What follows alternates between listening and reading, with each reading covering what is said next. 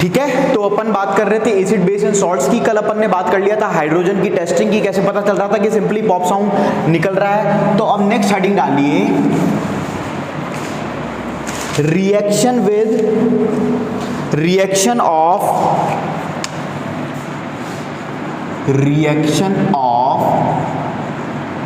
Acids with metal carbonates.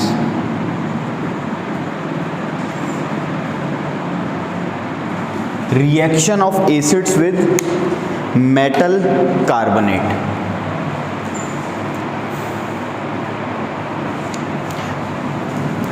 अब देखिए इधर हम बात कर रहे हैं कि जब कोई एसिड है, तो अभी तक अपन ने बात करी कि कोई भी एसिड, अपन बात करेंगे जनरल बात कि कोई भी एसिड जब किसी मेटल से रिएक्ट करता था तो क्या क्या कंपोनेंट निकल के आता था। एक साइड आपका प्रोडक्ट में सॉल्ट निकलता था, साथ ही क्या निकलता था, हाइड्रोजन गैस रिलीज होती थी। अब जब बात करें, जब एसिड किसी मेटल कार्बोनेट, कोई कंपाउंड होगा मेटल कार्बोनेट से जब रिएक्ट करेगा तो जनरली क्या फॉर्म किया जाता है, उसका respective salt plus carbon dioxide means CO2 plus H2, ये फॉर्म करता है जनरल क्या आपका एसिड जब किसके साथ रिएक्ट करता है, मेटल कार्बोनेट। मेटल का मतलब आपके क्या क्या मेटल होते हैं, सोडियम, पोटाशियम, मैग्नीशियम, ये सब क्या है, क्या है, मेटल्स है, कैल्शियम। फिर बात करते हैं कार्बोनेट्स की। कार्बोनेट्स क्या होती है, एक चीज मैंने आपको बताई थी, कैल्शियम कार्बोनेट, जो कि क्विकलैम के बाद जो प्रोडक्ट बना था अपना, जो व्हाइट वॉशिंग की जो एक पपड़ी सी लेयर बनी थी, तो वहां पे आपका क्या कंपोनेंट बनता था, CaCO3 बनता था। इसको क्या बोलते थे अपन, कैल्शियम कार्बोनेट। तो ये वही है, ये तो एक एग्जांपल है किसका, कार्बोनेट का। ऐसे ही आपके सोडियम का हो सकता है, सोडियम का हो जाएगा Na2CO3। इस तरह से अलग अलग कंपाउंड्स होते हैं, जैसे CaCO3, Na2CO3, मैग्नीशियम का कार्बोनेट। तो क्या सभी मेटल्स के छोटे कार्बोनेट्स हो सकते हैं? तो अगर जब भी एसिड मेटल कार्बोनेट के साथ रिएक्ट करेगा तो अल्टीमेटली क्या फॉर्म कर लेगा, salt plus carbon dioxide CO2 plus H2O। अपन एग्जांपल लेते हैं सोडियम का, तो कौन सा एसिड लेते हैं, HCl ले लें।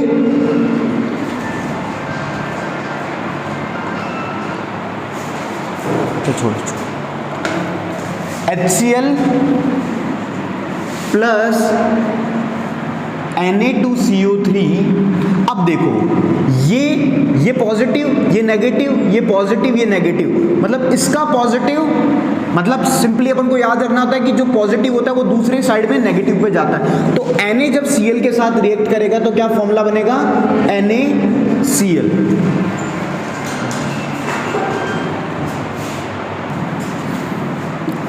तो क्या बना, सोडियम प्लस क्लोराइड। और फिर बचा अपना क्या क्या कंपोनेंट बचे, CO3, इसका काम हो गया, इसका काम हो गया, बचा क्या, CO3 और H। फिर मैंने कहा है कि जब भी मेटल कार्बोनेट एसिड के साथ रिएक्ट होता है तो क्या बनता है, आपके CO2 बनता है। तो क्या बनेगा तनु यहाँ पे, CO2 और साथ में वाटर, और ये है इसका रेस्पेक्टिव सॉल्ट। क्या सॉल्ट कभी भी एक रहेगा, नहीं, ये हर कंपाउंड, जैसे अभी Na2CO3 है, कैल्शियम है, तो उसके अकॉर्डिंग सॉल्ट्स क्या होते रहते हैं, चेंज होते रहते हैं। तो ये हो गई उसकी बात। तो ये एक एग्जांपल हुआ जिसके अंदर अपन ने क्या यूज किया, सोडियम कार्बोनेट को यूज करके अपना क्या बनाया, अल्टीमेटली एक सॉल्ट बनाया। ये कौन सा सॉल्ट है, कॉमन सॉल्ट, सोडियम क्लोराइड। और इन सब के नाम तो आपको ऑलरेडी पता ही है। तो अब लिखिए reaction of acids with metal carbonate. इसमें लिखिए, लिखो पहले, एसिड्स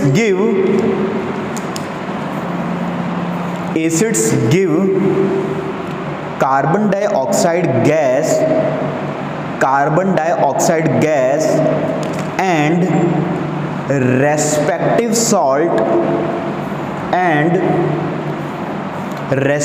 salt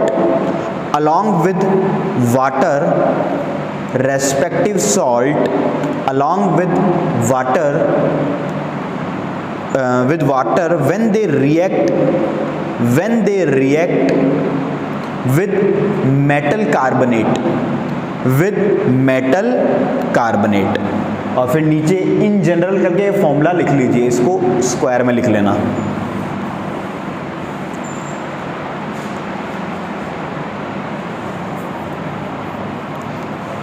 पहले वो फॉर्मूला लिख लीजिए, फिर एग्जाम्पल में एग्जाम्पल लिखिए।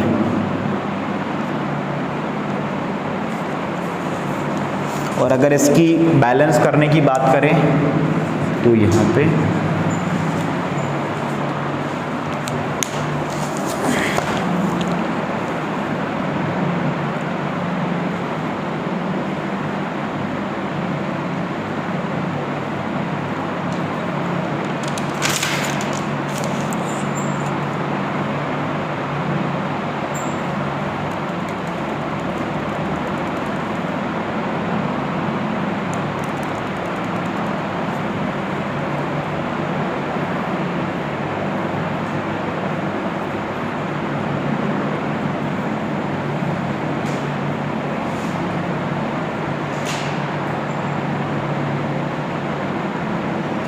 लिख लिया।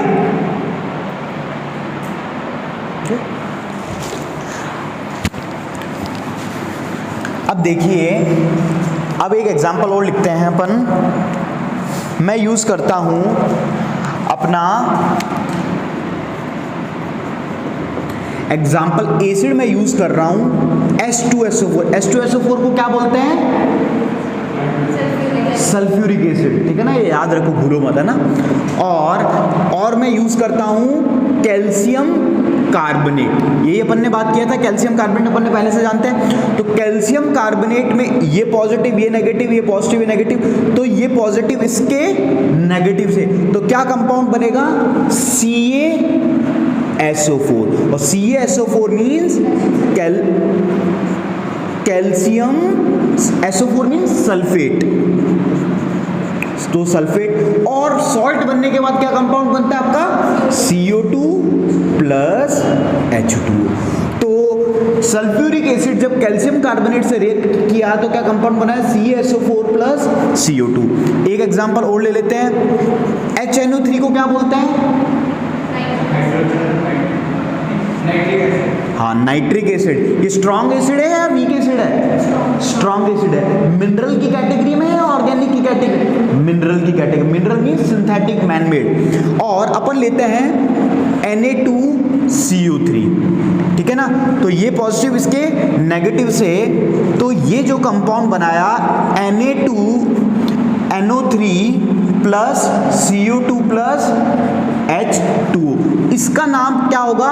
सोडियम NO3 मीन्स नाइट्रेट, तो सोडियम नाइट्रेट। ये सॉल्ट, ये CO2, बस सॉल्ट चेंज हो रहा है, और CO2 और H2O तो आपके क्या हो रहा है हर इक्वेशन में, क्या? हाँ, है ना। और नाइट्रेट NO3। जैसे सल्फेट अपना SO4, और जब सल्फाइड यूज करते हैं तो 2- होता है वैसे उसकी पावर। और वो जैसे मैग्नीशियम MgS, ये मैग्नीशियम सल्फाइड की कैटेगरी में आ जाता है, और ऐसे 2- याद रखो आप, है ना, ठीक है। तो ये क्या हो गया अपना, तो ये दो अपना एग्जाम्पल भी लिख लीजिए आप।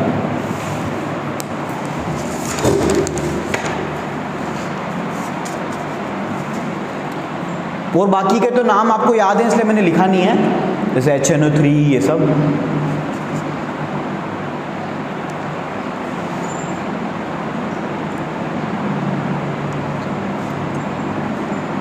तो आप इसी इक्वेशन को क्या स्टेटमेंट में भी लिख सकते हो ना इजीली? क्या हर का स्टेटमेंट लिखवाना जरूरी है? जैसे लाइक मैं इसका लिखवाना चाहूं CaCO3 का, व्हेन सल्फ्यूरिक एसिड रिएक्ट्स, इधर देखो एक बार, when sulphuric acid reacts with calcium carbonate then it forms calcium sulphate, carbon dioxide and water. ये बार बार लिखवाने की जरूरत नहीं है, तो आप समझ लिख सकते हो ना, तो आपको एग्जाम में लिख सकते हो आप ये सब।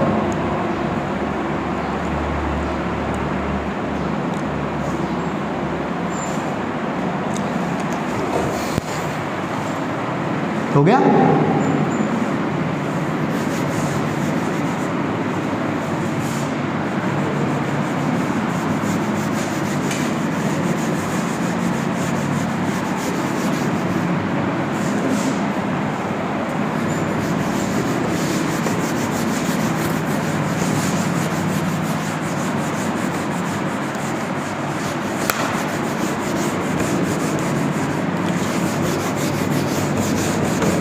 अब देखो, अब अपन बात करेंगे, अभी अपन ने क्या पढ़ा, reaction of acid with metal carbonate. अब अपन पढ़ने वाले हैं, थर्ड होगा ना, reaction of acid with metal hydrogen carbonate. अब बात आती है मेटल हाइड्रोजन कार्बोनेट, या फिर इसका एक नाम और बोला जाता है बाइकार्बोनेट। व्हाट वी से, बाइकार्बोनेट्स, या एस लगा लीजिए। अब देखो, कार्बोनेट तो पता चल गया सबको क्या है, दैट इज CO3 का कोई भी कंपाउंड लगता है पीछे तो उसको बोलते हैं कैल्शियम कार्बोनेट, सोडियम कार्बोनेट। अब बात आती है कि व्हाट इज हाइड्रोजन कार्बोनेट, तो कुछ नहीं है, जैसे वहां पे CO3 लग रहा था, अब हाइड्रोजन आ गया है तो आपके क्या लगेगा, HCO3। जैसे कि एक एग्जांपल में मैं बात करूं, सोडियम NaHCO3, तो इसको बोलेंगे सोडियम हाइड्रोजन कार्बोनेट या फिर सोडियम बाइकार्बोनेट, हाइड्रोजन कार्बोनेट। समझ में आई पहली थिंग, ठीक है। अब इसकी रिएक्शन करवाते हैं।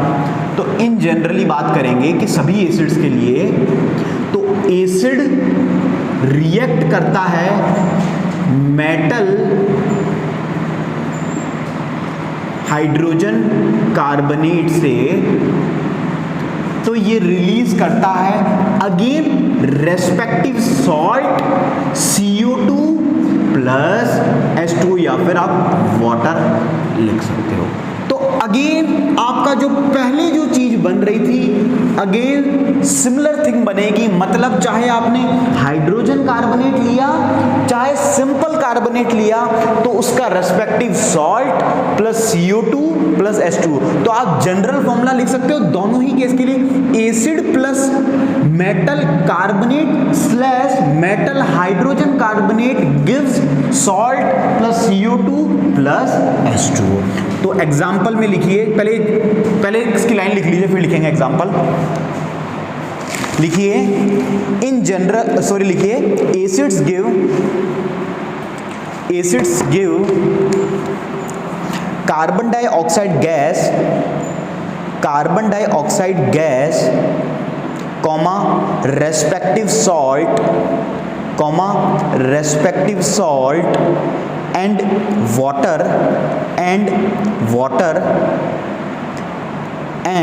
water when they react with metal hydrogen carbonate।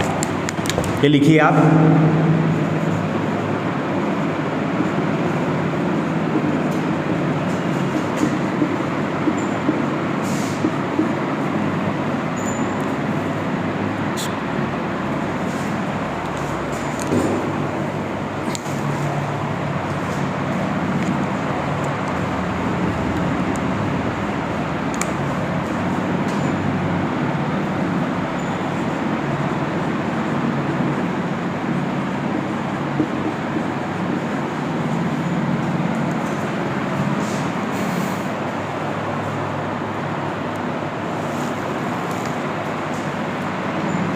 तो ये अपन ने यहाँ पे लिया सोडियम हाइड्रोजन कार्बोनेट को रिएक्ट करवाया सल्फ्यूरिक एसिड से। तो सोडियम का जो सॉल्ट होता है रेस्पेक्टिव क्या होता है, NaCl ही होता है। तो अल्टीमेटली इसने क्या फॉर्म किया, NaCl, फिर देन CO2, फिर H2। तो क्योंकि जो सोडियम के जो रेस्पेक्टिव सॉल्ट्स होते हैं, सबसे इसका अभी अपन एक सॉल्ट्स का जब अपन पढ़ेंगे कि मतलब हर जैसे सोडियम के रेस्पेक्टिव सॉल्ट्स NaCl होता है। फिर मैं बात करूं आपका एक NaCl होते हैं, मैग्नीशियम के सॉल्ट MgCl2 होता है। इस तरह से सॉल्ट्स की कैटेगरी आती है। तो जब सोडियम है तो उसका रेस्पेक्टिव सॉल्ट जो कॉमन सॉल्ट है वो क्या है, NaCl। तो इसने क्या फॉर्म करेगा, NaCl।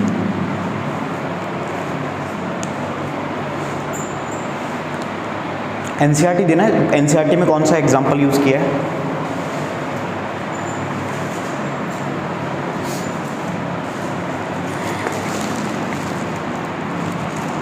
एग्जाम्पल लिखिए और फिर इसको ना स्टेटमेंट में भी लिख लीजिएगा। अभी लिखो खुद ही इस वाले को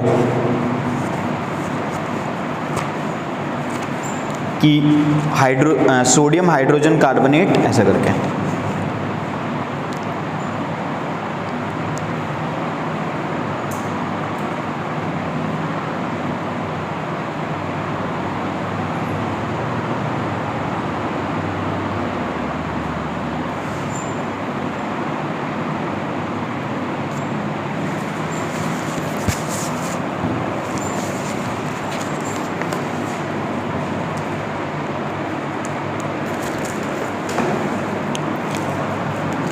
अपन यहाँ पे एक एडिट है, तभी कंफ्यूजन हो रहा था कि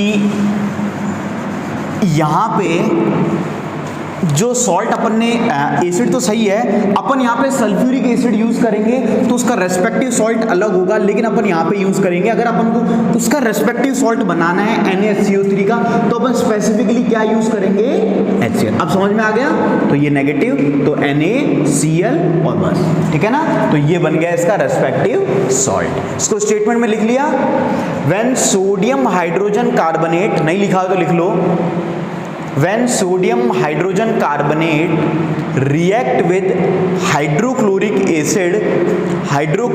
acid it gives sodium chloride, carbon dioxide and water. This is called reaction of acids with metal.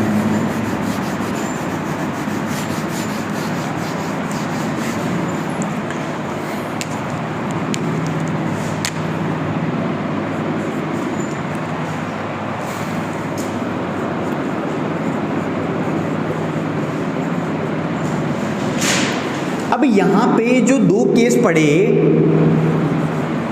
आपकी कौन सी गैस इवॉल्व हो रही है, मेरे को कोई बताएगा? CO2। तो कल अपन ने जब हाइड्रोजन गैस अपनी इवॉल्व हुई थी तो अपन ने एक स्पेसिफिकली तरीका देखा था कि भाई जो गैस रिलीज होती है, गैस दिखती तो है नहीं भाई कि भाई एयर है, कार्बन डाइऑक्साइड है, तो अपन को कैसे पता चले कि हाइड्रोजन गैस रिलीज हो रही है, कार्बन डाइऑक्साइड हो रही है, तो कैसे पता करेंगे? तो हाइड्रोजन के केस में अपन ने सिंपली क्या किया था, एक अपन कैंडल लेंगे, कैंडल को, जलती हुई कैंडल को अगर उसके जहां पे रिएक्शन हो रही है वहां रखेंगे तो क्या देखते थे, पॉपिंग साउंड क्रिएट हो रहा था। तो वो बात हो रही थी हाइड्रोजन गैस की। अब अपन को कैसे टेस्ट किया जाए कि CO2 निकल रही है? तो अब देखो CO2 गैस की एक कैरेक्टरिस्टिक टेस्ट ये होता है कि जो कि लाइम वाटर जो आपका होता है, जब भी कोई CO2 गैस निकलती है, अगर आपने लाइम वाटर पे क्या पास करवाया, CO2 पास करवाते हो तो लाइम वाटर किसमें टर्न हो जाता है, मिल्की मीन्स व्हाइटिश कलर आ जाता है, बिल्कुल सफेद सफेद जैसा अपना दूध होता है, मिल्क होता है, उस तरह का कलर फॉर्म कर लेता है। तो मिल्की आपका उसका अपीयरेंस हो जाता है। तो ये कैरेक्टरिस्टिक है किसकी, CO2 की। तो इस कैरेक्टरिस्टिक को ही अपन यूज कर सकते हैं उसको टेस्ट करने के लिए, उसकी इवोल्यूशन को। तो अपन क्या करेंगे भाई, ये रिएक्शन हुई, अपन क्या करेंगे, जो भी इसका कंपाउंड बनेंगे सिंपली CO2 को क्या करेंगे, जो भी यहाँ पे गैस, जो भी गैस निकल रही है, अभी अपन को नहीं पता CO2 है, अपन उस गैस को क्या करेंगे, लाइम वाटर के साथ लाइम वाटर में भेजेंगे। अगर वो मिल्की हो गई तब तो अपन क्या समझ जाएंगे, ये कौन सी गैस है, इसमें CO2 है। अगर नहीं हुई तो इसका मतलब नहीं है। तो लाइम वाटर आप जानते ही हो क्या होता है, क्या होता है, क्या होता है, नींबू पानी, सब जानते हो ना, जानते हो? तो लाइम वाटर तो नींबू पानी होता है ना, क्या हुआ, फिर क्या होता है, सिर्फ और सिर्फ नींबू लाइम वाटर नींबू पानी नहीं है ना। इसलिए मैं आप लोगों से पहली बात है ना, लाइम वाटर वो लेमन जूस होता है ना, क्या होता है, लाइम वाटर अलग चीज है। अब लाइम वाटर क्या होता है, lime water is the solution of calcium hydroxide का एक्वस सॉल्यूशन। समझ में आई बात? कैल्शियम हाइड्रोक्साइड का जो लिक्विड फॉर्म है कैल्शियम हाइड्रोक्साइड की एक्वस सॉल्यूशन है, वो होता है लाइम वाटर, ना कि नींबू पानी। तो गलती से भी मुझे भी एक बार लगा था बहुत पहले कि ये लाइम वाटर भी नींबू पानी है, लेकिन ये नींबू पानी नहीं है। मतलब मैंने पढ़ लिया था और रट भी लिया था कि लाइम वाटर टर्न्स मिल्की, सब भाई रट, लेकिन लाइम वाटर वो लाइम वाटर नहीं है, नींबू पानी नहीं है, वो तो सिट्रिक एसिड होता है अपना अल्टीमेटली। ये अपना क्या है, कैल्शियम हाइड्रोक्साइड का क्या है, एक्वस सॉल्यूशन। तो अब देखो ये मिल्की ही क्यों हो रहा है। फर्स्ट थिंग, कैल्शियम हाइड्रोक्साइड को अपन CO2 से रिएक्ट करवाते, क्या है आपने इक्वेशन पढ़ी है? हाँ, तो जब पढ़ी है तो क्या फॉर्म होता है, CaCO3 प्लस H2O ये होता है। तो अपन सब जानते हैं COCH3 क्या है, एक तरह की पीपीटी है ना। और ये कैसे डबल डिस्प्लेसमेंट रिएक्शन है, कंपाउंड है ना, ये देखो ये पॉजिटिव ये नेगेटिव डबल डिस्प्लेसमेंट, तो यहाँ पे पीपीटी फॉर्म होगी। तो इसका जो कलर होता है दैट इज व्हाइट। तो जब ये व्हाइट, ये क्या होता है, व्हाइट कलर होता है। तो जैसे ही इसके साथ मिलता है पानी में तो अपना पूरी व्हाइट कलर की प्रेजेंस छोड़ देता है CO2 कब, लाइम वाटर के साथ, मतलब कैल्शियम हाइड्रोक्साइड सॉल्यूशन के साथ, यहाँ एक्वस भी लिख लीजिए। तो इसकी वजह से अपन को पीपीटी ये जो व्हाइट कलर है वो दिखता है, ठीक है। अब दूसरी थिंग आती है, अगर मैं इसी सॉल्यूशन में क्या करूं, एक्सेस CO2 को बढ़ाता जाऊं, मतलब मैंने इतनी ज्यादा CO2 को बढ़ा दिया तो मेरा क्या होगा, किसके अंदर, जो अपना कंपाउंड है CaCO3 प्लस H2O में अगेन CO2 को रिलीज किया तो मेरा जो कंपोनेंट बन के आएगा वो CaHCO3 प्लस H2O। तो मतलब अब कंपाउंड क्या बन रहा है, कैल्शियम हाइड्रोजन कार्बोनेट।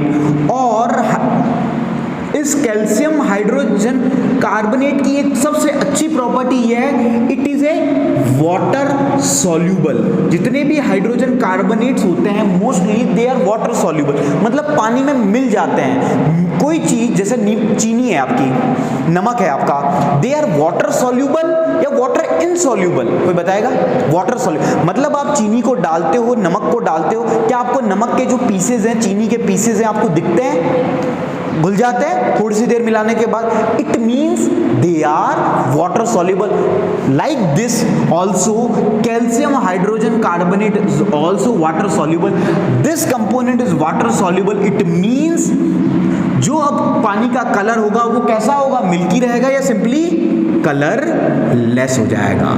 समझ में आई बात। तो कलर लेस कब हो जा रहा है, उसी सॉल्यूशन में अगर और एक्सेस ऑफ CO2 को बढ़ा दिया तो क्या हुआ, जो पानी मिल्की टर्न हुआ था, जो सॉल्यूशन मिल्की टर्न हुआ था, अगेन क्या हो गया, कलर लेस हो गया। लेकिन अपन को तो प्रेजेंस पता करनी है तो सिंपली आप इसको अपन यूज करेंगे। तो समझ में आया। तो इसमें लिखिए, अभी ये सब मैं बताऊंगा क्या क्या लिखना है। समझ में आया ना सभी को, बहुत इंपॉर्टेंट कॉन्सेप्ट था ये, है ना, ठीक है ना, क्वेश्चन बनते हैं इससे। कोई भी डाउट आ गया समझ में सभी को, ठीक है। लिखिए, test for evolution gas CO2, इसमें लिखिए CO2 turns lime water milky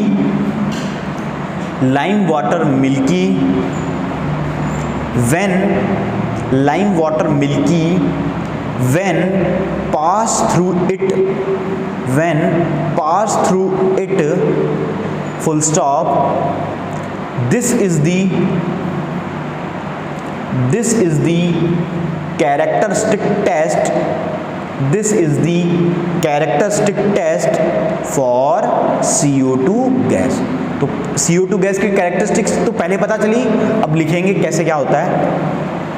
this is the characteristic test for CO2 gas. Next point लिखिए इसी में, the gas evolved because of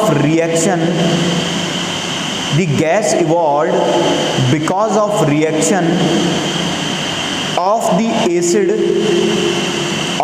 acid with metal carbonate or metal hydrogen carbonate turns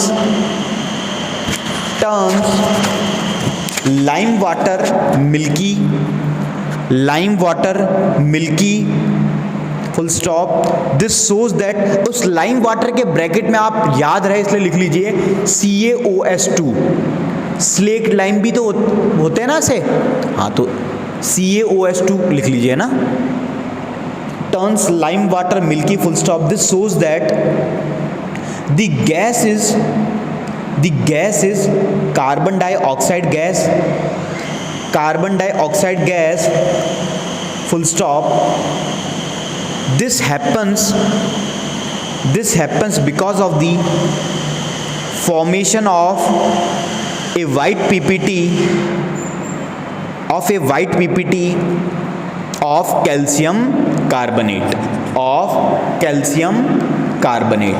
फिर उसके बाद ये वाली इक्वेशन लिखिएगा, कौन सी वाली, ये फर्स्ट वाली, CaOH2 प्लस CO2।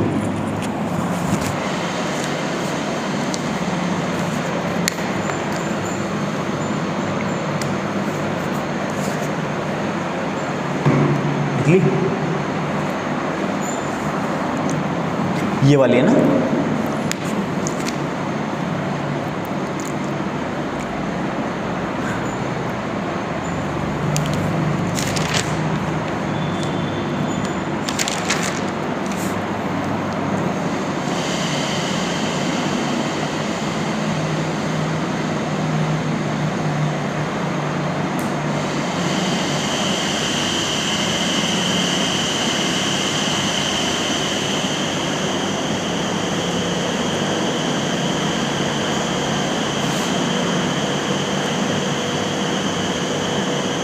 लिख ली।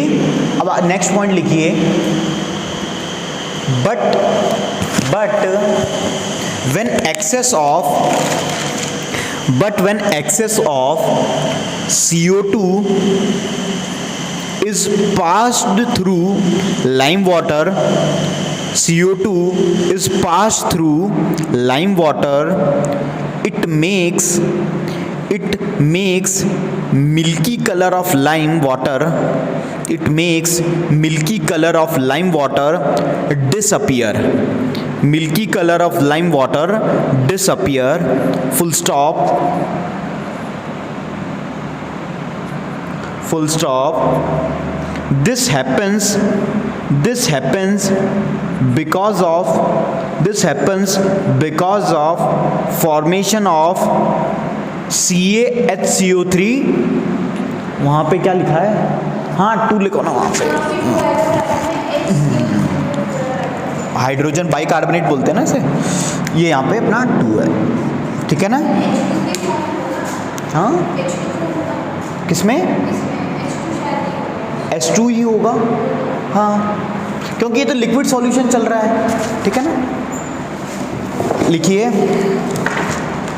कहाँ पे थे, this happens because of formation of CaHCO3 2 as CaHCO3 bracket 2, ठीक है, as calcium hydrogen carbonate, as calcium hydrogen carbonate is soluble in water, thus the milky color of solution, mixture disappears, ठीक है। तो ये बात हो गई अपनी रिएक्शंस ऑफ एसिड्स। लिख लिया ना सभी ने, ये इक्वेशन लिख लो, अब लिख ली दोनों ने।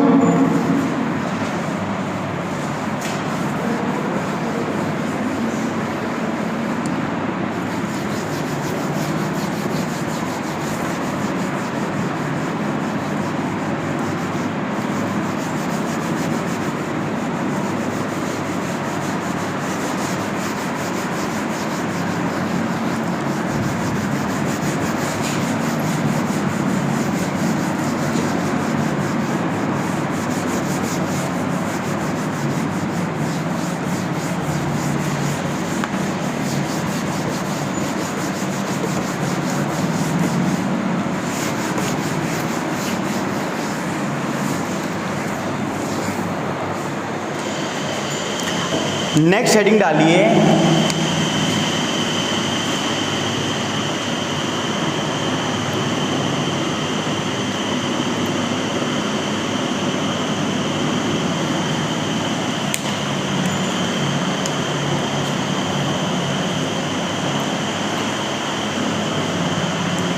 अब देखिए इधर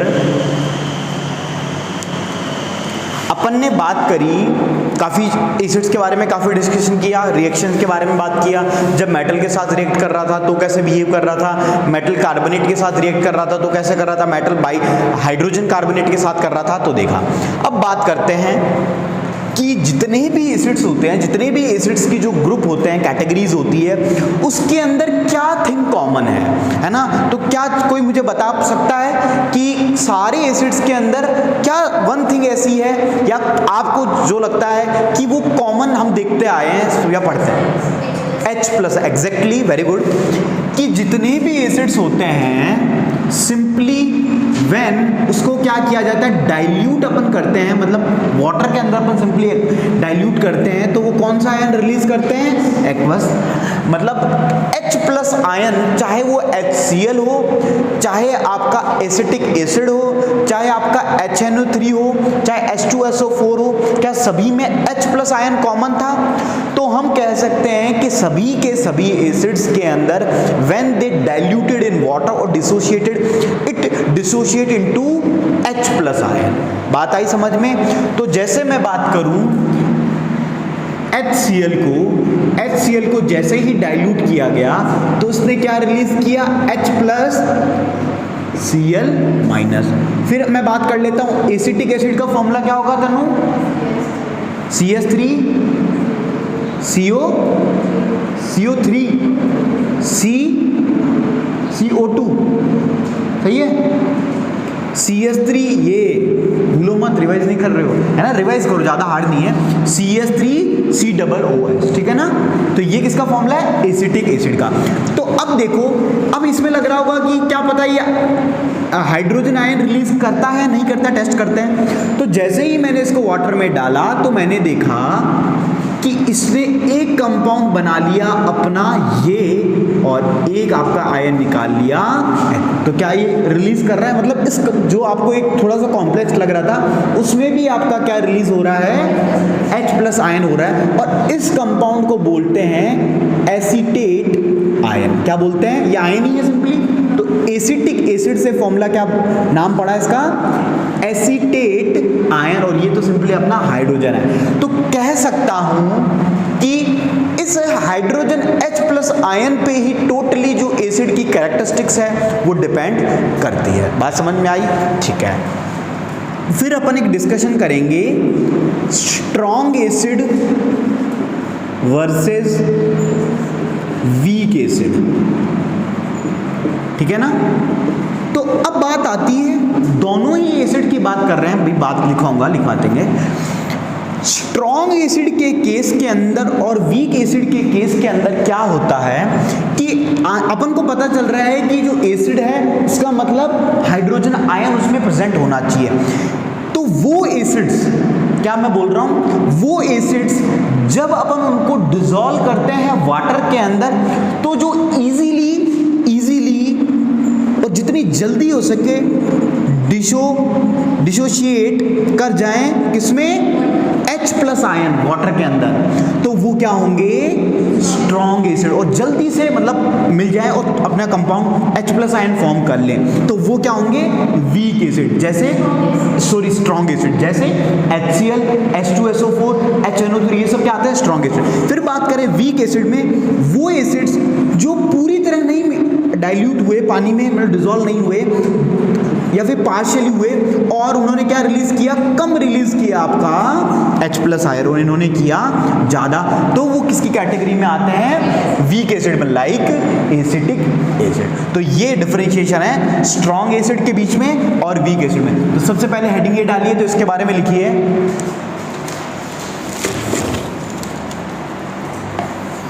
एसिड्स गिव हाइड्रोजन। और हाँ, एक चीज भूल गया मैं बताना कि एसिड जब भी, कोई भी एसिड हो, पहली थिंग कॉमन तो क्या है? H+ ion. और एक कॉमन थिंग और पढ़ी थी अपन ने कि हाइड्रोजन गैस क्या रिलीज हो रही थी? क्या सभी एसिड के केस में हो रही थी या कुछ ही में? जब वो मेटल के साथ रिएक्ट हो रहे तो सभी के लिए। तो लिखिए acid gives hydrogen gas when they react with metal, when they react with metal, full stop, this shows that all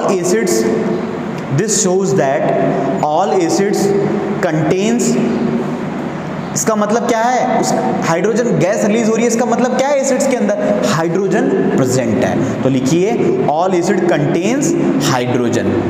for example HCl, H2SO4 and HNO3 etcetera.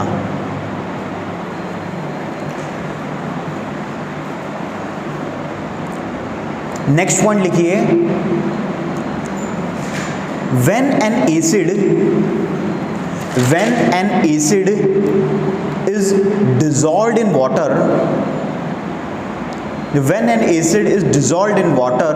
comma, it dissociates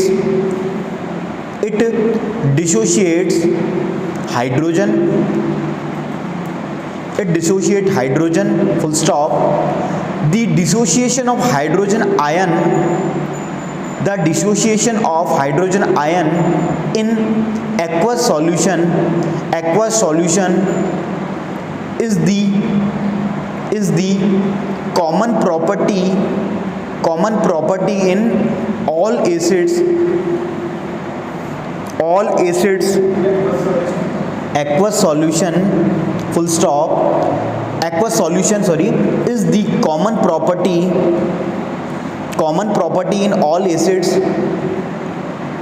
because of the dissociation of hydrogen ion, in aqueous solution, because of the dissociation of hydrogen ion in aqueous solution, comma, an acid shows acidic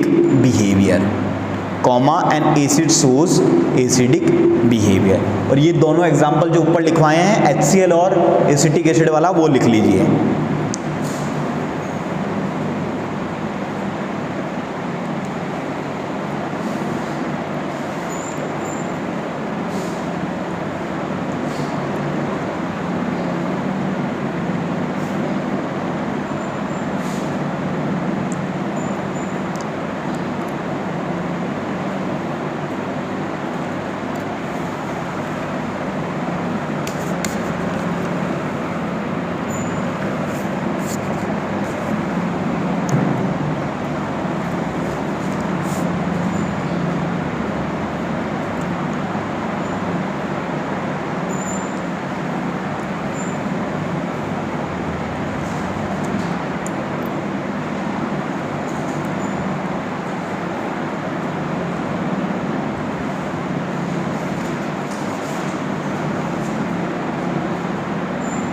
लिख लिया।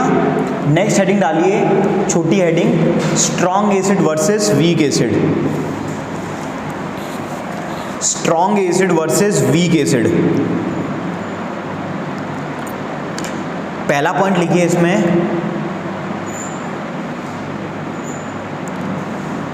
N acid which is, हाँ इसी में, N acid which is, हाँ strong की है वो समझ जाओगे तुम लिखोगे तो, N acid which is completely ionised in water and thus produces H plus ion, is called strong acid, full stop। Example क्या क्या होंगे इसके, HCl, H2SO4, HNO3, तो लिख लीजिए HCl, H2SO4 और HNO3।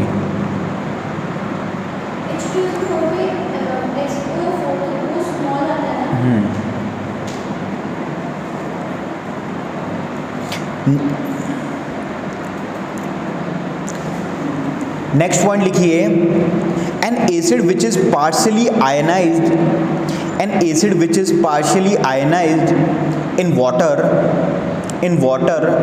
and thus produced, ionized in water and thus produced a small amount of hydrogen ion, small amount of hydrogen ion is called a weak acid. वो acid जो पूरी तरह ionise ना हो वाटर में और hydrogen ion कैसा release करे, कम, तो वो क्या होगा, वीक एसिड। एग्जांपल लिख लीजिए, CH3COH मतलब एसिटिक एसिड कॉमा कार्बनिक एसिड। कार्बनिक एसिड का फॉर्मूला कल बताया था, क्या होता है, हाँ, H2CO3, ये भी लिख लेना ना। तो यहां तक समझ में आया। तो फाइनल एक नोट करके एक पॉइंट लिखिए इससे रिलेटेड, एसिड से related. When A concentrated solution of acid, when a concentrated solution of acid is diluted by mixing water, then the concentration of hydrogen ion bracket में H plus hydrogen ions per unit volume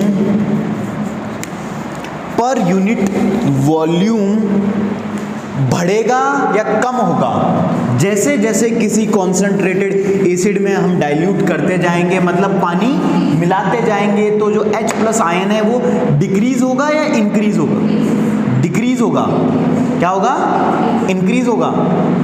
अपन पहले एक concentrated acid है मेरे पास, इधर देखो, एक मेरे पास एकदम हाई जो एकदम स्ट्रॉन्ग एसिड है, उसमें मैं क्या करता जा रहा हूँ, दूध में पानी मिलाता जा रहा हूँ, तो दूध की क्वालिटी ज़्यादा होगी या कम होगी, और कम होगी तो हाइड्रोजन आयन मतलब जो एसिड जो स्ट्रॉन्ग था अब क्या होता जा रहा है, वीक होता जा रहा है। इट मीन्स उसका H प्लस आयंस कम हो रहा है।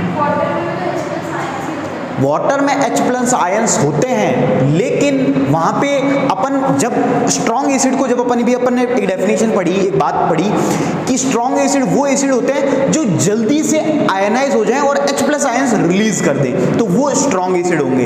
अब मैं बात कर रहा हूं कि मेरे पास एक प्योर कॉन्सेंट्रेटेड एसिड है, उसके अंदर मैं पानी मिलाता जा रहा हूं, तो उसके अंदर जो H प्लस आयन, पानी में कोई H प्लस आयन नहीं होता, वो तो जब एसिड मिलता है तो एसिड टूटता है। पानी तो एकदम जैसा था, डाइल्यूटेड था, वो वैसा का वैसा है। अपन बात कर रहे हैं कि भाई एसिड की बात है, तो वो H प्लस आयन, और जैसे HCl है तो H प्लस और Cl माइनस में टूट रहा है, तो H प्लस की कॉन्सेंट्रेशन जितनी थी वो उतनी तो पानी में शो करेगा। लाइक अगर वो डाइल्यूटेड एसिड होता तो उसको कम शो करता, कॉन्सेंट्रेटेड है तो पानी में जब अपन ने डाला तो ज़्यादा शो करेगा। तो जैसे जैसे अपन डाइल्यूट करते जाते हैं, जैसे आपकी लेबोरेटरीज में कॉन्सेंट्रेटेड का डब्बा बहुत सेफली रखा जाता है, और जो आपकी लेबोरेटरीज में क्या होता है, डाइल्यूटेड होता है, तो डाइल्यूटेड मींस उसमें पानी मिला रखा है। क्यों मिला रखा है, ताकि गलती से गिर भी जाए तो आप लोगों को, तो जितना डाइल्यूटेड एसिड मींस उसमें H प्लस आयन की कॉन्सेंट्रेशन कम, मतलब वो वीक एसिड हो गया, मतलब उसकी अपन ने एसिडिटी की जो प्रॉपर्टी है उसको कम कर दिया। ठीक है, तो ये बात हो गई अपनी एसिड्स की खत्म। समझ में आए एसिड सभी को?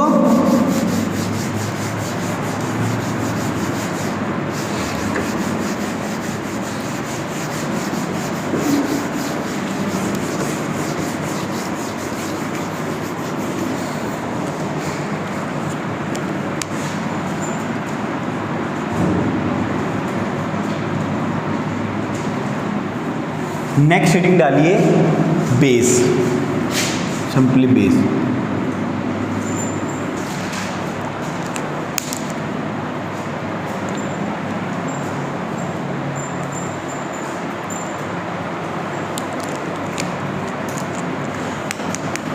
अब देखो, जैसे अपन ने बात करी किसकी, एसिड की।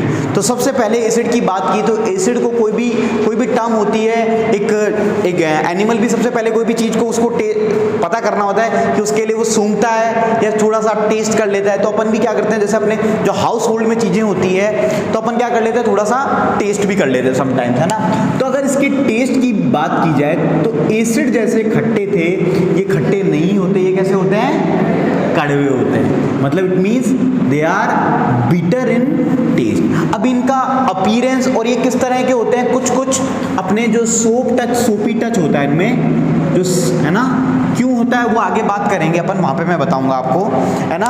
तो सोपी टच जैसा अपना साबुन होता है ना, जैसे साबुन आपको मैंने बताया था कि जब अपने टर्मेरिक जो लग जाता था फिर अपन उसको साबुन से धोते थे, कल ही एग्जांपल की बात कर रहे थे, तो उसका कलर क्या हो रहा है, चेंज हो रहा है, रेडिश ब्राउन हो रहा है। इट मीन्स वो क्या हो रहा है, वहाँ पे एक रिएक्शन कर रहा है। तो अल्टीमेटली किससे रिएक्ट कर रहा है, सोप से रिएक्ट कर रहा है। सोप के अंदर भाई बेस हो सकता है, जो भी अपन कंपाउंड है वो बात करेंगे, ठीक है। तो सोपी टच है। और क्या क्या होता है, लिटमस की अपन बात करेंगे। लिटमस कैसा है बेस का, बी से बी, मतलब R to B, red litmus to blue litmus. तो क्या ये सभी इसकी क्या आ गई, प्रॉपर्टीज भी आ गई और इसकी बेसिक डेफिनेशन। और थर्ड जो इंपॉर्टेंट थिंग है, जैसे ये तो बहुत बेसिक बातें हो गई, एसिड की जब अपन ने बात करी थी, एसिड वो कहलाते हैं जब उसको अपन वाटर में डिजोल्व करते हैं तो वो आयन फॉर्मेशन करते हैं, दैट इज H+ आयन। लेकिन जब बात करती हैं बेस की, तो बेस कौन सा आयन डिसोशिएट करता है, OH नेगेटिव, ठीक है ना। और फिर बात आती है कि क्या ये इलेक्ट्रिसिटी कंडक्ट करते हैं या नहीं करते हैं, कोई बताएगा, नहीं करते हैं, अच्छा। और इस इलेक्ट्रिसिटी कंडक्ट के लिए क्या होता है कंडीशन, H+ आयन या सिर्फ आयन, तो इसमें आयन फॉर्म नहीं हो रहा, क्या है, अपन इलेक्ट्रिसिटी ना पॉजिटिव को जानती है ना नेगेटिव को जानती है, वो समझती है कि भैया आयंस का अपना ट्रांसफर होना चाहिए। तो बेस के अंदर भी क्या आपका फॉर्म हो रहा है, आयन फॉर्म हो रहा है, तो इलेक्ट्रिसिटी कंडक्ट करनी चाहिए या नहीं करनी चाहिए, तो करनी चाहिए, तो फिर करेगी ही, तो इलेक्ट्रिसिटी भी इसमें कंडक्ट होती है, हाँ बिल्कुल, है ना। वहाँ पे अब बात आती है H+ आयन। जैसे आपने आयनिक कंपाउंड अपन पढ़ेंगे, आयनिक कंपाउंड का सबसे बेसिक एग्जांपल होता है NaCl। आयनिक कंपाउंड का मतलब होता है कि वीक बॉन्ड के थ्रू एक बॉन्डिंग बनती है, आयनिक बॉन्ड जिसे बोलते हैं, है ना, बहुत वीक बॉन्ड होता है। तो जैसे ही जब तक ये सॉलिड फॉर्म में है तब तक इलेक्ट्रिसिटी को कंडक्ट नहीं कर रहा है। जैसे ही मैंने NaCl, मतलब आप सिंपल जो आपका नमक है उसको आप कनेक्ट करके देखो सॉलिड फॉर्म में, मतलब आपने तो नमक वैसा देखा होगा, क्रिस्टल्स बड़े बड़े पत्थर के आते हैं नमक के, जहाँ से निकलता है ना, जैसे सांबर झील हो गया, तो वहाँ बड़े बड़े रॉ मटेरियल जब होता है उसका पत्थर होता है पूरा, तो उसको आप पानी में डाल दो सिंपली, और उस सॉल्यूशन में इलेक्ट्रिसिटी कंडक्ट करा के देखो। जैसे मान लीजिए वाटर है, एक सिंपल वाटर है, मैंने ये यहाँ पे बैटरी कंडक्ट लगाई और ये यहाँ पे एक एमीटर लगाया और यहाँ पे एक बैटरी लगा दी और एक टिप यहाँ पे लगा दिया, एनोड कैथोड, और एमीटर को पहले सिंपल जब वाटर था उसमें मैंने करंट को मेजर किया तो सपोज आया 2 एम्पियर। फिर मैंने कहा कि चलो इसमें थोड़ा सा नमक डाल देते हैं। मैंने जैसे ही नमक डाला तो मैं अब करंट देख रहा हूँ 2.2 एम्पियर आ रहा है। तो अब ये इंक्रीज क्यों हो गया, क्योंकि इसके अंदर वाटर सॉल्ट और ऐड हो गए, और सॉल्ट ऐड होने से होता क्या है कि जब NaCl टूटता है पानी में तो इस तरह से टूटता है Na+ एंड Cl-, मतलब इसने क्या फॉर्म कर लिए, आयंस फॉर्म कर लिए, और आयंस जब भी फॉर्म होंगे तो इलेक्ट्रिसिटी पास होगी। तो ये केस होता है सिंपली आपका सॉल्ट्स में। तो जैसे अपन बोलते हैं, लेकिन अगर बात करें डिस्टिल्ड वाटर वो आपने देखा होगा गाँवों में एक बैटरी आया करती थी लोग, जिसमें एक पानी होता था, आप बोलते थे पानी, बैटरी का पानी खत्म हो गया, ऐसा सुने वाली बैटरी आपने देखी है? अब तो बहुत नाम की आती है ना, पहले बहुत ज़्यादा आती है, अब तो चार्जेबल आ गई, पहले वो भी चार्ज ही होती थी, उसमें पानी होता था पीछे की तरफ, है ना, दिखता भी था ना, 2004-5 में बहुत आती थी। तो वो पानी होता था डिस्टिल्ड वाटर। डिस्टिल्ड वाटर मतलब होता है जिसके अंदर कोई इम्प्योरिटीज या फिर कोई सॉल्ट्स प्रेजेंट ना हो। तो जब भी पानी पूरी तरह प्योर होता है तो इलेक्ट्रिसिटी कंडक्ट नहीं होती है, ठीक है ना। तो जब इलेक्ट्रिसिटी कंडक्ट कराने के लिए क्या फॉर्म होना चाहिए, सॉल्ट्स इम्प्योरिटीज वो क्या फॉर्म करते हैं, आयन को फॉर्म करते हैं। तो ये बात हुई, तो इलेक्ट्रिसिटी को ये कंडक्ट करता है। तो लिखिए बेस में, ठीक है ना, ये बेसिक बातें हैं। तो लिखिए इन सब टर्म्स को। बेसिस आर, पूछ लिखिए bases are bitter in taste, bases are bitter in test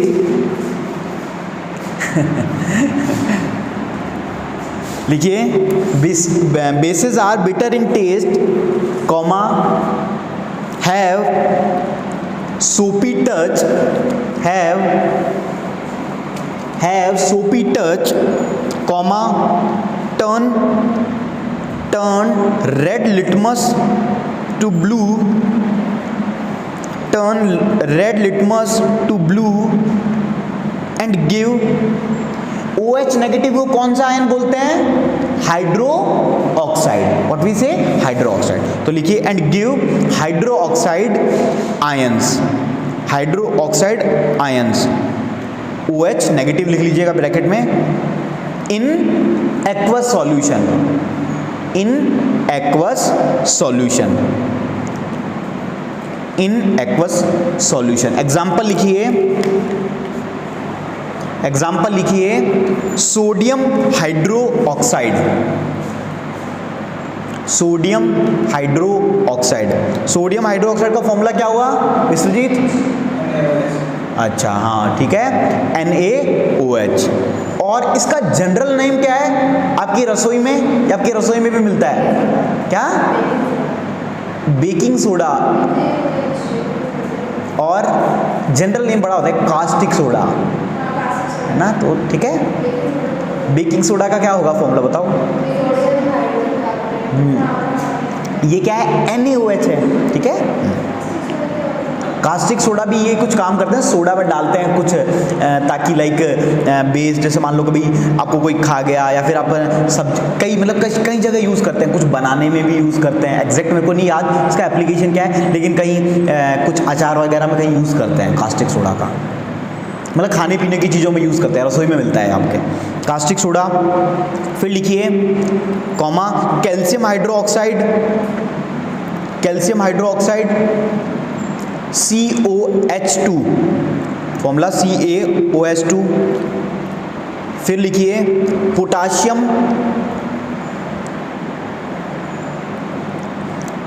hydro oxide,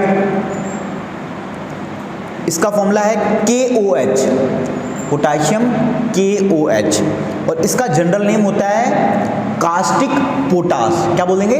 caustic potash, ठीक है। और फाइनल पॉइंट लिख लीजिए, it also conducts electricity in aqueous solution. बात समझ में आई? ये मैंने आपको वहां पे वाटर का एग्जांपल क्यों दिया था, सॉलिड फॉर्म में तो करेगा ही नहीं, ठीक है ना।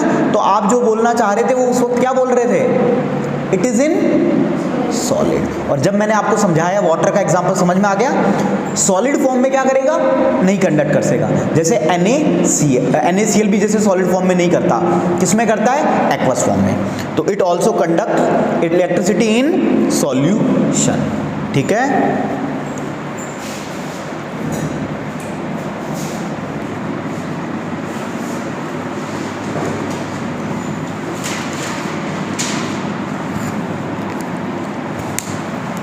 अब देखो, अब अपन बात करते हैं, जैसे अपन ने बात करी थी टाइप्स ऑफ एसिड्स की, वैसे ही बात करेंगे टाइप्स ऑफ बेस की। तो सिंपली टाइप ऑफ बेसिस में बात करते हैं तो दो ही इसको कैटेगरी में डिवाइड किया जाता है, that is water soluble and water insoluble. पहला वो बेसिस जो पानी में मिल जाए, घुल जाए, वो क्या कहलाएंगे, वाटर सॉल्यूबल की कैटेगरी में आएंगे। और कुछ ऐसे होंगे जो पानी में नहीं मिलेंगे, तो वो क्या आ जाएंगे, वाटर इनसॉल्यूबल में। अब बात आती है वाटर सॉल्यूबल में क्या होता है, वो बेसिस जिनके अंदर एक मेटल होता है, जैसे सोडियम बात करें NaOH है, Mg है होता है, मतलब एक आगे तो कोई ना कोई मेटल होता है। तो वो जो मेटल होता है अगर वो अल्कलाइन अर्थ मेटल है, मतलब वाटर सॉल्यूबल की बात कर रहे हैं, अल्कलाइन अर्थ मेटल का मतलब है कि वो बेसिस जिनका जो मेटल है वो अर्थ से रिसीव होता है। कहाँ से रिसीव होता है, जैसे कैल्शियम, सोडियम, है ना, ये सब किसके अंदर आ गए, अर्थ, कैल्शियम हो गया। तो ये सब क्या होता है, अल्कलाइन। अल्कलाइन मतलब होता है इसका सिंपल मतलब होता है सॉइल से रिलेटेड, जो अपन को सॉइल से रिसीव, तो उसको बोलते हैं अल्कलाइन अर्थ मेटल।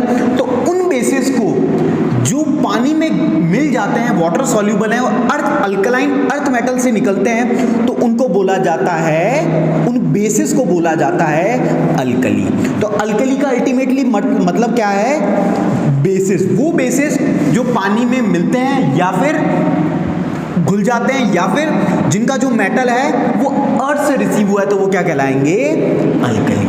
ठीक है ना। तो जैसे अपना सोडियम हुआ, कैल्शियम हुआ, तो इसके जितने भी बेसिस होंगे वो सब किसकी कैटेगरी में आएंगे, अल्कली में। ये बात समझ में आई, ठीक है। फिर दूसरी बात आता है कि जो इनका जो पीएच होता है, पीएच अब मेरे को बताओ, बेस है तो बेस के केस के अंदर जो पीएच होगा कितना होगा, 7 से अबव होगा। अभी वैसे पूरी पीएच की बात करेंगे डिटेल में, लेकिन अभी जनरल के लिए बात कर रहा हूं। तो इसका जो पीएच होगा इनका थोड़ा ज्यादा होता है 7 से। तो ये क्या मानते हैं, इनको अच्छा बेस मानते हैं ना, अच्छे बेस की कैटेगरीज में ये आते हैं। तो लिखिए टाइप्स ऑफ बेसिस में लिखिए, मैं लिखवाता हूं उस हिसाब से।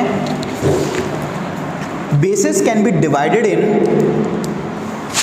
Basis can be divided in 2 types, water soluble and water insoluble, water soluble and water insoluble, full stop। इसी में नेक्स्ट पॉइंट लिखिए, the hydroxide of alkali, the hydroxide of alkali and alkaline earth metals and alkaline earth metals are soluble in water। तो hydro oxide of alkali का मतलब क्या हुआ, simply NaOH। Simply कहने का मतलब है कि hydro oxide of alkali, alkali मतलब वो मेटल जो जमीन से मिलते हैं, तो क्या हो गया NaOH। सिंपली एक एग्जांपल की जैसे बात करें तो earth metals are soluble in water, full stop. These are also known as, क्या कहते हैं इनको, अलग नाम है इनका, alkali. These are also known as alkali, full stop. For example जैसे sodium hydroxide,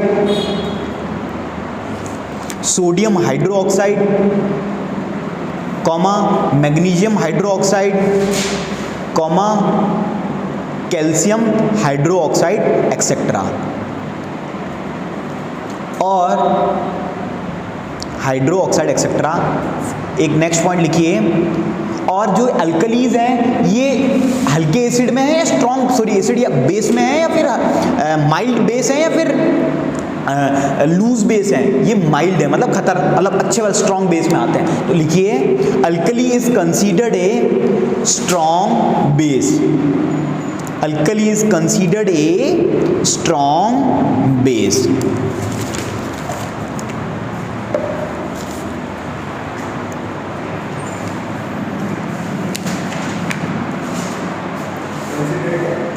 considered as a strong base।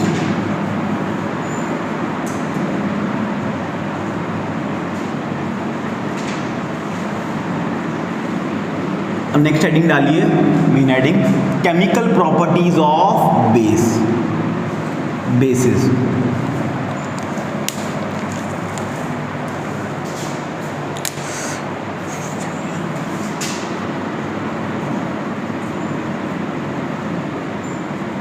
Reaction of base with metals.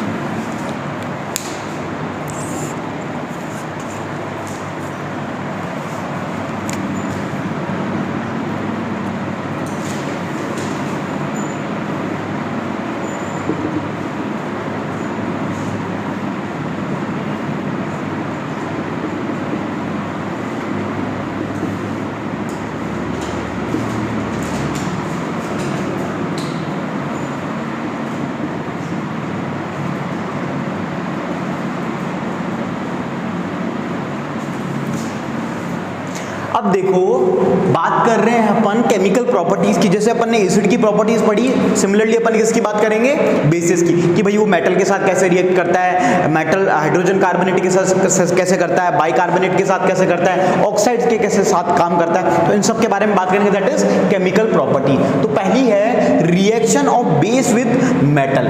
तो जब मेटल रिएक्ट करता है तो बेस या अल्कली कहूं एक ही बात है, क्योंकि alkali means sodium hydroxide, magnesium hydroxide, मतलब alkaline earth metal with hydroxide. जैसे NaOH हो गया, यहाँ पे एग्जांपल लिखवा है Mg, मैग्नीशियम का हाइड्रोक्साइड हो गया, जितने भी हो गए, कैल्शियम हाइड्रोक्साइड हो गया, ठीक है।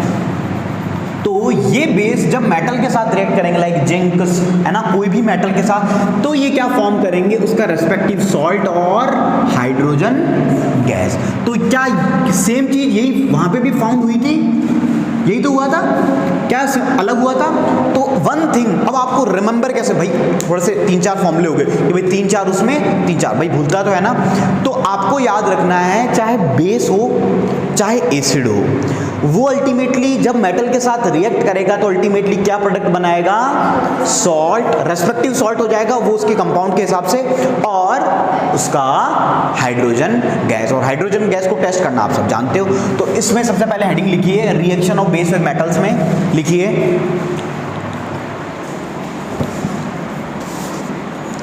व्हेन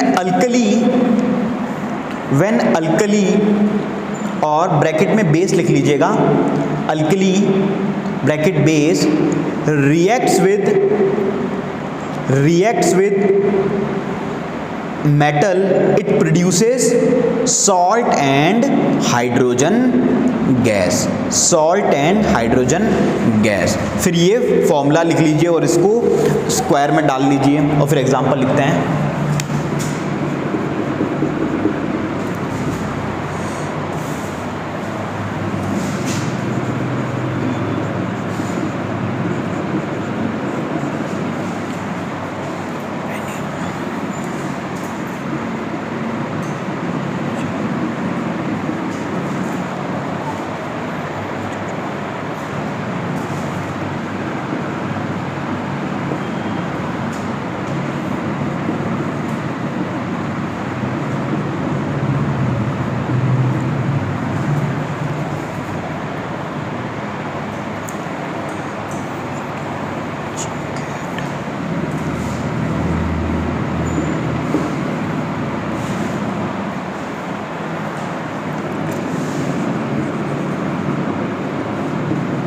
ये एग्जाम्पल लिखिए,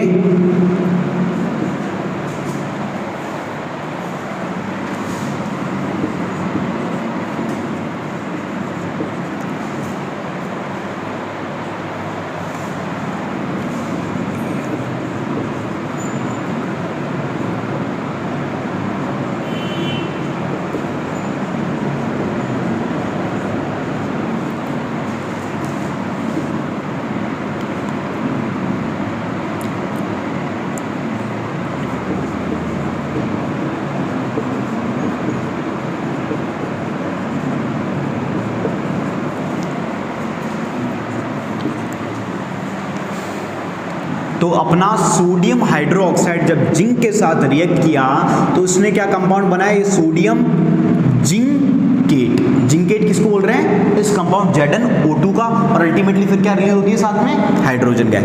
फिर बात करें सोडियम हाइड्रोक्साइड किसके साथ रिएक्ट करा, जिंक भी मेटल है, एल्यूमिनियम भी मेटल है, तो इसने क्या किया, सोडियम Al2 AlO2, ये क्या है, एल्यूमिनेट, जैसे इसको बोला जिंकेट, तो यहाँ पे क्या टर्म कॉमन हो गया, 8 है ना। तो सोडियम एल्यूमिनेट प्लस यहाँ पे अपन जानते हैं जनरल क्या है, हाइड्रोजन गैस। तो ये दो कंपाउंड अपन Na2, हाँ सॉरी, वेरी गुड, ठीक है ना। तो ये आ गया अपना रिएक्शन ऑफ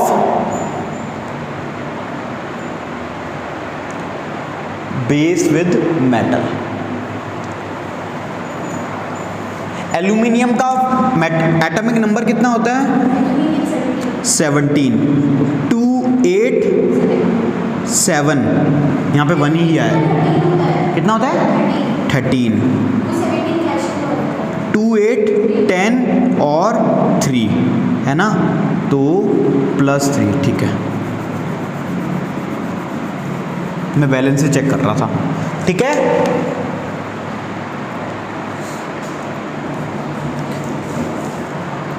लिख लिया, चलो।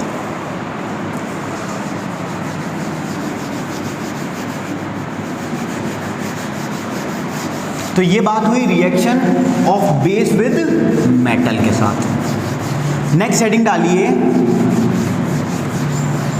Reaction of base with oxide,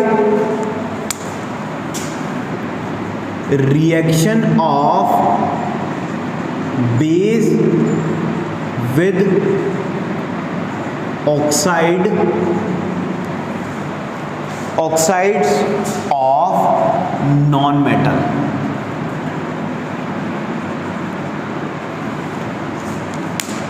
सबसे पहली थिंग ये आती है, लिख लीजिए पहले, लिख लिया हेडिंग, ठीक है।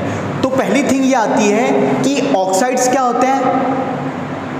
जैसे मैं बात करूं मेटल ऑक्साइड, मेटल ऑक्साइड सबसे पहली अपन ने जब केमिस्ट्री स्टार्ट की थी, CuO, पहली इक्वेशन अपन ने पढ़ी थी, क्या है, कॉपर ऑक्साइड। मतलब कोई भी मेटल को जब सिंपली अपन बर्न करते हैं, या फिर तो बर्न करने का मतलब क्या होता है, ऑक्सीजन के साथ रिएक्शन, तो वो क्या फॉर्म करता है, मेटल ऑक्साइड। तो यहाँ पे मेटल क्या है, copper oxide. Magnesium oxide, magnesium ribbon को बर्न किया था, कॉपर को बर्न किया था, ये सब इक्वेशन। तो ये सब क्या है, मेटल्स हैं। अपन बात कर रहे हैं नॉन मेटल की। तो सबसे पहली टर्म ये तो आपको समझ में आई, ऑक्साइड्स क्या है, समझ में आई, ठीक है। तो नॉन मेटल जैसे कार्बन एक क्या है, नॉन मेटल। तो इसके अंदर CO, कार्बन को सिंपली ऑक्सीजन के साथ रिएक्ट कराएंगे तो क्या फॉर्म करेगा, CO2। तो ये क्या है, नॉन मेटल है, ठीक है ना। तो रिएक्ट करवाते हैं अपन इन जनरल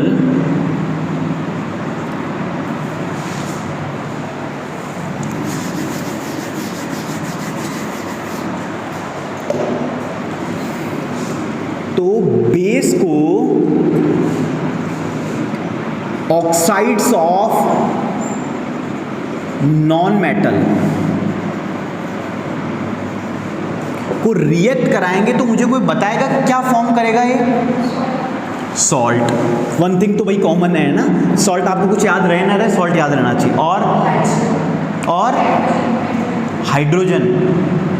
अब मैं चलो आपको एक हिंट देता हूं कि ये ऑक्साइड्स ऑफ नॉन मेटल होते हैं, इनका अगर इनकी जो कैरेक्टरिस्टिक्स है वो एसिडिक होती है, मतलब एसिड के जैसे बिहेव करते हैं, इनका नेचर है। तो अब आप याद करो, आपने कहीं ना कहीं ये पढ़ा है और मैंने पढ़ाया है, क्या करेंगे, H2 गैस। आप लोगों ने न्यूट्रलाइजेशन रिएक्शन मैंने आपको पढ़ाई थी, वाटर, ठीक है ना। अब देखो बात करते हैं, ये रिलीज करते हैं, चलो अभी इसके लिए इसको याद मत रखो, अभी मैं बताता हूं। तो ये क्या रिलीज करेंगे, बेस प्लस ऑक्साइड। यहां पे ना ये याद करना इंपॉर्टेंट नहीं है जितना ये आपको ध्यान रखना इंपॉर्टेंट। अब देखो सुनते हैं, बात करते हैं कि जितने भी नॉन मेटेलिक ऑक्साइड्स होते हैं आपके नेचर में, लाइक आपका CO2, इनका अगर बेसिक नेचर की बात की जाए, इनका जो बेसिक नेचर होता है वो कैसा होता है, दे बिहेव एसिडिक नेचर होता है, मतलब ये कुछ हद तक किस तरह बिहेव करते हैं, एसिड की तरह बिहेव करते हैं। और अगर बात की जाए मेटालिक ऑक्साइड्स की, किसकी बात कर रहा हूं, मेटालिक ऑक्साइड्स की, तो वो बिहेव करते हैं as a base, as a basic nature होता है उनका, है ना। तो आपको क्या याद रखना है कि भाई जब भी मेटालिक ऑक्साइड्स को अपन रिएक्ट करवा रहे हैं बेस से, तो हम सब जानते थे, हमने पहले भी रिएक्शन पढ़ी थी डबल डिस्प्लेसमेंट, कहां पे पढ़ी थी, डबल डिस्प्लेसमेंट में वहीं पढ़ी थी ना, न्यूट्रलाइजेशन रिएक्शन थोड़ी सी डबल डिस्प्लेसमेंट के टाइप के वक्त पढ़ी थी। तो हम जानते हैं कि जब एक एसिड और एक बेस को जब आप मिला दोगे तो दोनों का इफेक्ट नलीफाई हो जाएगा, तो उसी इक्वेशन को क्या बोला जाता था, न्यूट्रलाइजेशन रिएक्शन। नलीफाई हो जाना मतलब ना एसिड का असर रहे, जैसे मैंने आपको एग्जांपल बताया था, आपके मधुमक्खी खाती है तो अल्टीमेटली क्या छोड़ती है, एसिड छोड़ती है, आप उस पर सोडा वोडा कुछ लगाते हो, उसका इफेक्ट तो क्या हो जाता है, नलीफाई हो जाता है। आपके किसी के एसिडिटी की प्रॉब्लम होती है तो अपन उसको इनो देते हैं, तो फिर क्या होता है, जो आपने एसिडिटी के बाद अपन इनो दिया मतलब बेस दिया, तो एसिडिटी की प्रॉब्लम खत्म। क्यों, क्योंकि उसने एसिडिक की जो एसिडिक कैरेक्टरिस्टिक उसको भी खत्म कर दिया, और जो बेसिक नलीफाई हो गया दोनों का एक दूसरे का इफेक्ट, और इसी को अपन कहते हैं न्यूट्रलाइजेशन। तो जब भी बेस, अब इसको आपको ये याद भी रखना है कि नॉन मेटेलिक ऑक्साइड है, आपको ये याद रखना है कि सिंपल एसिड है, तो बेस प्लस एसिड मिलते हैं तो सॉल्ट प्लस H2 रिलीज करते हैं। तो लिखिए, समझ में आई ये बात, ठीक है। और ये यहां पे ना आप इसको रेड करके ये लिखिएगा, एसिडिक इन नेचर, इसके ये फॉर्मूला में है ना, इसके ब्रैकेट में एसिडिक इन नेचर, और फिर मैं वैसे भी लिखवा दूंगा।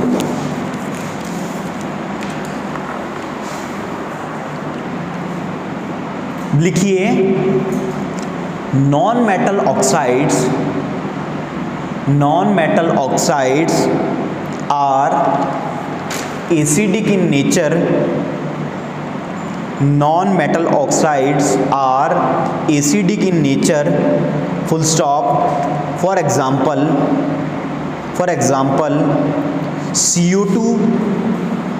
CO2 is a non-metal oxide.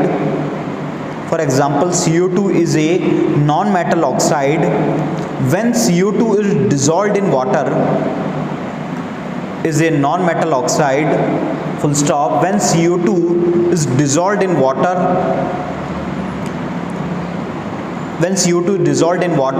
it produces carbonic acid. अब बात आती है कि आपको कैसे पता चला कि ये एसिडिक इन नेचर है, तो सिंपली अगर आपको पता करना है कि ये जो नॉन मेटेलिक ऑक्साइड्स होते हैं एसिडिक इन नेचर होते हैं, तो CO2 के एग्जांपल है, CO2 को आप पानी के साथ रिएक्ट करवा दो, तो हम देखते हैं कि CO2 जब CO2 प्लस H2O होता है तो अल्टीमेटली क्या फॉर्म कर लेता है, H2CO3, और H2CO3 एसिड है या बेस है, एसिड, तो it means they are acidic in nature. तो लिखिए, when CO2 dissolved in water it produces carbonic acid,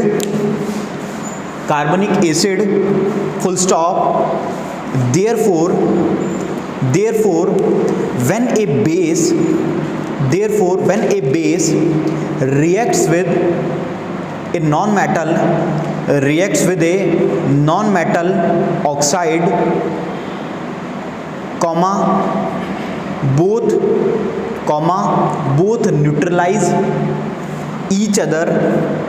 both neutralize each other, resulting respective salt and water, और फिर उसके बाद ये जो जनरल फॉर्मूला है इसको आप लिख लीजिए, ठीक है ना। तो आज के लिए इतना ही, बाकी करते हैं कल।